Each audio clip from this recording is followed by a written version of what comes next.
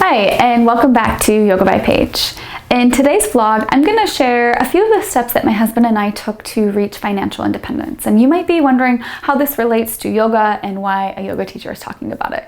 Well, this was really the path that helped me to be able to make the leap from my corporate job into teaching yoga full-time, knowing that I would be reducing my income by at least half.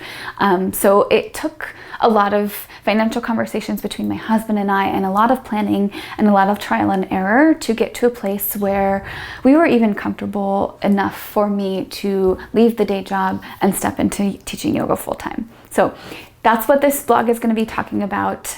Now, just as a reminder, I'm not a financial advisor. Of course, I don't know what your financial situation is, but this is just a vlog to help you with just maybe the way you think about the money in your household, or if you are working toward potentially teaching yoga full-time, or even just becoming an independent contractor.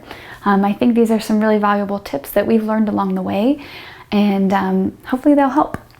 So when we first started, step one was just to put everything on the board. So all of our expenses, non-negotiable expenses, and then of course the expenses where I'll call those the lifestyle category. And then of course we looked at our income. So expenses for non-negotiable, or living expenses as I like to call them, is everything it takes to run our house. So that goes from rent to utilities to insurance to groceries, gas, you name it, whatever is required to just sustain life.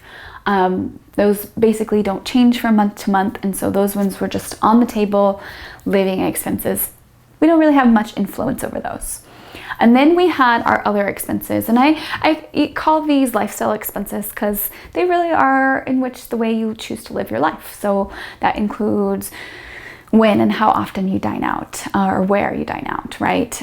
It includes your shopping. So what are your shopping habits? It also includes like subscriptions, right? So if you have like online subscriptions or magazine subscriptions, or those like Discovery Box subscriptions, right? We all have these things that we enjoy. Daily coffee, perhaps, at your local coffee shop.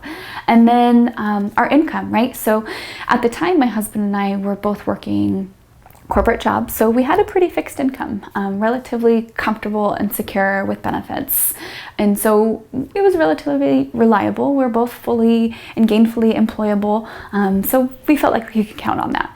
So we kind of looked at all of these and had to really kind of take a discerning eye at the lifestyle expense category and decide what we could adjust. So could we make smarter choices when we were at the grocery store? Could we perhaps eat in one night extra instead of eating out?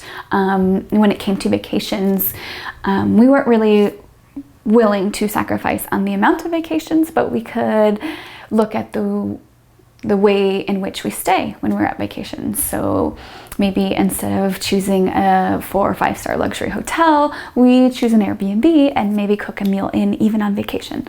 So just minor tweaks and changes to kind of adjust what that lifestyle expense column was, because that's really where we had the most influence, right? And then shopping. So for me, I love shopping. I was actually able to find something that really helps me to not shop as often. There's this subscription plan actually called Fashion Pass. I'll link it below, where you can choose a number of clothing items to have out at any given time. You wear them. When you're done, you put them back in a package, you send them. Once they have received them back at their warehouse, you get to choose 5 more. So this totally cured my shopping bug, and I get to feel fashionable, and I feel like I have new clothes all the time. So win, win, win, right? And not to mention that subscription amount was significantly less than what I was spending on clothing each month. So just little minor tweaks here and there. And then beyond like what we could change, we really wanted to still feel like we were set up financially in a way that made us feel comfortable. So this one's going to be a little bit interesting, and this is just what works for me and my family in our household. I'm going to describe to you the way that we have set up our bank accounts. So first and foremost, what we have done with our bank accounts is we have a joint checking account, we have a joint savings account, And then we both have independent checking accounts. And so our income, we, as I mentioned, have paydays on different days. So all of our income that we make lands in that joint checking account. So from there, we also disperse this out to the savings and the independent checking accounts. So we figured out what those living expenses were, we narrowed down what the lifestyle expenses were, and then decided what should go into our independent accounts. So we landed on a number that made us feel really good, where we could still have a little bit of autonomy even within our own relationship, right? So my husband loves to go fishing, and he can still pay for his fishing trips out of his disbursement that he gets. And then, for example, if I want to go to a yoga training, or I need another pair of yoga pants, because y'all know there can never be enough, I can buy those out of my own account. And then we set a set amount to go into that joint savings account. So our joint checking covers everything that is in the kind of fixed living expenses. And then anything that we want outside of that, extra special. So for example, we just went to a birthday dinner and my husband treated me. He paid for that out of his own personal account.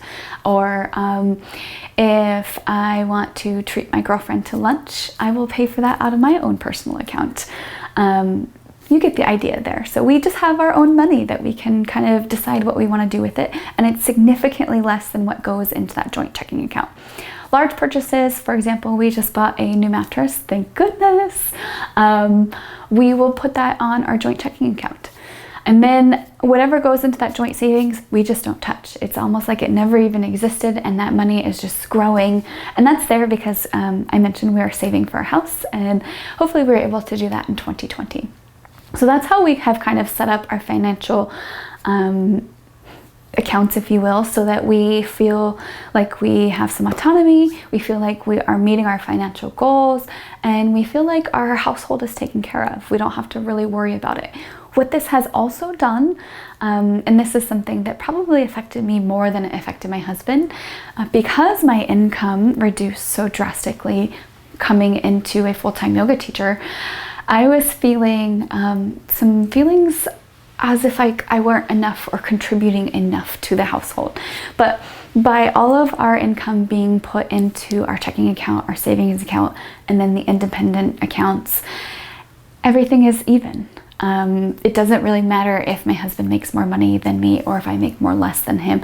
It all kind of goes to sustain the lifestyle that we have created for ourselves. So we feel really great and really comfortable. And it's no longer a question of, oh, well, you spent money on X, Y, and Z, and you're not making as much money as me. It just doesn't even exist. It takes that conversation entirely off the table, and has been actually a really interesting way to approach our finances. And I feel so much financial freedom because I know what lands in my checking account is mine. I can do whatever I want with it. And it truly feels like an allowance. I don't know if you remember, or if you got an allowance as a kid, like you could do whatever you want with it. You didn't even have to be responsible with it because you were a kid. That's kind of how this feels. And it's kind of fun to have that financial freedom, knowing that all of our housing and our lifestyle expenses are all taken care of out of the joint checking. So that has really allowed us to step into this position for us to make career changes. So I don't think it necessarily has to apply to yoga teachers, right? I think in my instance it does, because we all know yoga teachers at the beginning don't make too much money, right? We have to adjust and we have to make some sacrifices so that we can live our dreams. And this has really, really enabled us to reach this point, and to feel comfortable and to not worry, right? So say, for example, it's a holiday weekend and my studio cancels classes that day and I'm not having income for that day. It's a-okay. We're going to be all right. So hopefully this has been helpful for you. I would love to continue the conversation. If you have any questions, just drop me a comment below, or you're welcome to send me a DM or email. You can find me on all of the social channels at Yoga by Paige, and my email is also yogabypaige@gmail.com. Let me know if you found this helpful, or if you have any financial tips that you have found that have helped you to find financial independence. Thank you for being here. Peace.